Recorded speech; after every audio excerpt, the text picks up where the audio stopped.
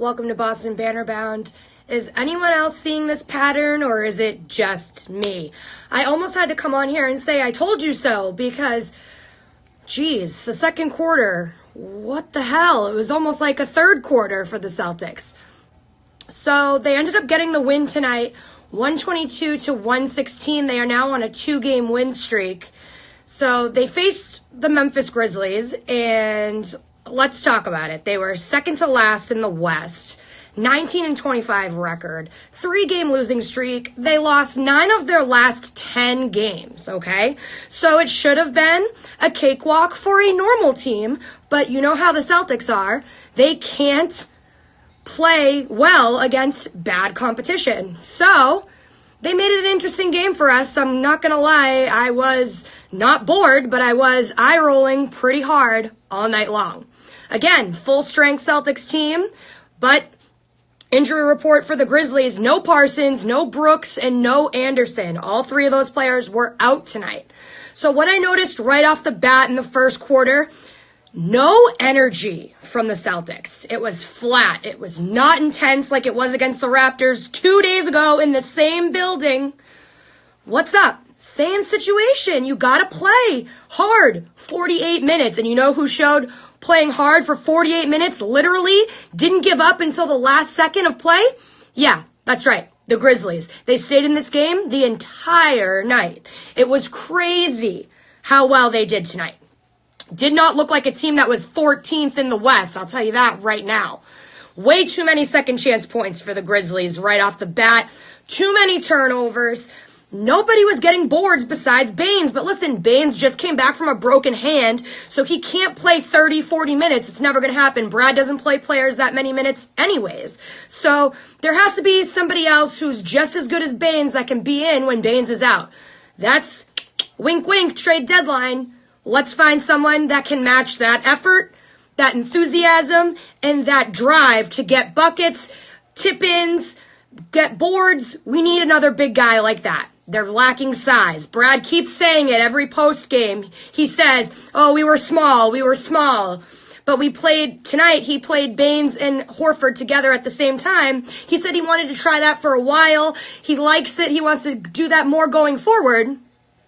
But it's like they're the only 2 big guys, really, that he utilizes on a nightly basis for multiple minutes a game. So they need to get one more big guy in that rotation. I hope they can do that for the trade deadline. Not that I want to really disrupt what they have going on right now, but they need to add another piece. That's pretty clear. So get rid of some draft picks maybe. Trade a guy that we don't really use. Trade a couple bench guys that we don't really utilize. Just, you got to get someone good. You got to get another big man that'll help out with Baines and Horford. So let's talk about it. Grizzlies took a lead in the second quarter. It was a pretty awful second quarter. The Celtics were outscored by the Grizzlies 38-23. Okay? The Celtics had a 16-point lead at one point in this game. And then, for some reason, they decided to play who gets the who gets the lead every other minute. It was one possession game, and it was not fun to watch at all. I don't understand why they have this bad habit of playing down to terrible teams. Don't understand it. Really don't. Grizzlies played their hearts out. They played so hard tonight, and it showed. And so, I don't know. Another good game for Irving, though. Listen, he's getting those assists up there. He is the first player since Larry Bird to have 27-plus points and 11-plus assists in back-to-back games. So that's good. I like that he's getting the assists up. He was three rebounds away from a triple-double. He had 38 points. He was the leading scorer tonight. Another weird thing tonight, again, I'm seeing only 4 players in double figures for the Celtics. You had Kyrie Irving, like we just said, Marcus Smart, who I will get to in a second because we need to talk about Smart. He had 20 points, and then Rozier and Brown off the bench. Rozier had 10 and Brown had 11, but Tatum, 2 points? What's going on? I think, if I am seeing this correctly, is he's getting overshadowed by Irving, and not all of these all-stars are going to get numbers, and they're not going to be all-stars. And the same thing was said about Hayward, because someone said in a post-game question to Brad about Hayward and how he was been doing really well for the past 2 games or a couple of games, but he didn't, get a lot of numbers tonight. And Brad said, listen, he's coming off the bench. He can't expect himself, and neither can his teammates expect him to put up crazy numbers when you're coming off the bench. You have to do other things that'll help utilize a win for your team. There's other things than just scoring. And that's what Brad was basically emphasizing. And Hayward has already said, I like to pass the ball. I like to get assists, when he almost got that triple-double. So guys need to learn their roles, and that's kind of literally been the headline for, this whole season, I guess, is no one wants to really take on their role. No one really knows what their role is. Their role changes constantly. Now everyone's healthy, so now what's the new role? It's like they can't figure out how to play together, how to accept roles, what their roles are. Inconsistency. You can't be beating the Bucks and the Raptors and the Pacers and the Sixers, but then lose to the Suns and the Grizzlies and the Hawks and whatever. It's just like, you gotta stay consistent. You need to play hard against every team in the league.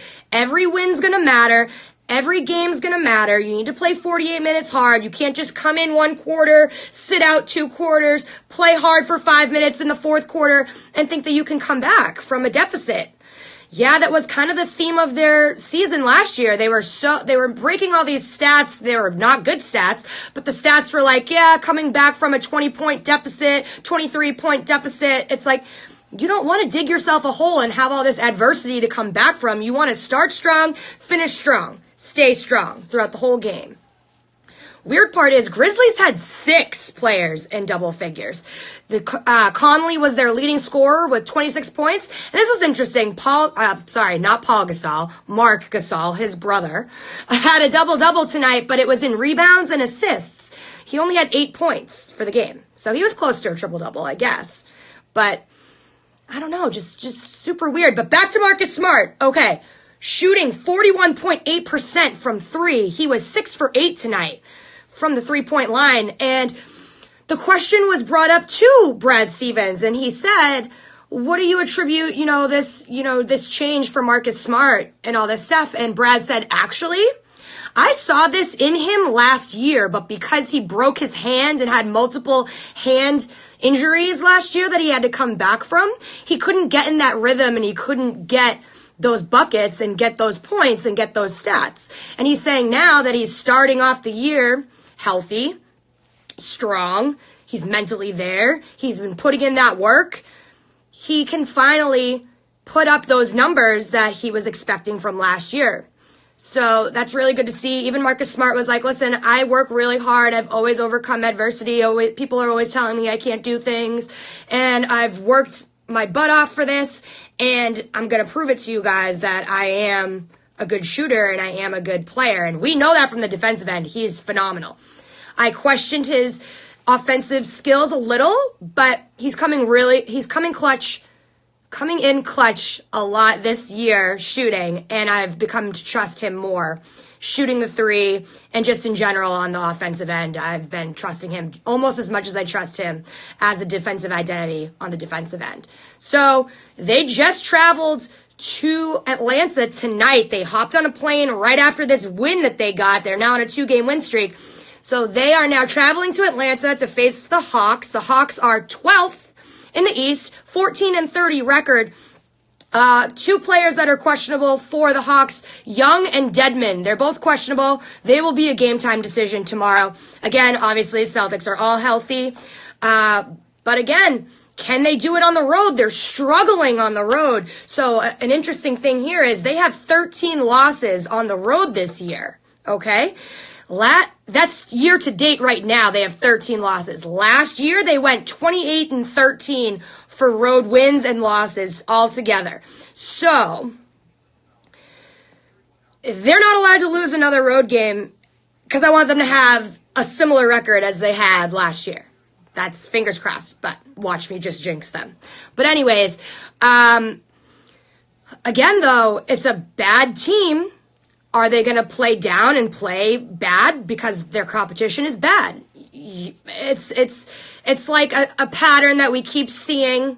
They get down in one quarter. Tonight it was the second quarter. The night before it was the third quarter. It's always the third quarter. But tonight they fell short in the second. But they need to learn how to not have those lulls. They need to be able to overcompensate, and they need to be able to close out games, keep a lead, maintain a lead, finish with the lead. So we'll see how they do against the Hawks. Again, they're traveling and they're on the road. They're not doing well on the road this year. So we'll have to see how they do. I will check back in with you when I can, and we'll just see how they do tomorrow. Fingers crossed that they get the 3-game win streak. Have a great night, guys.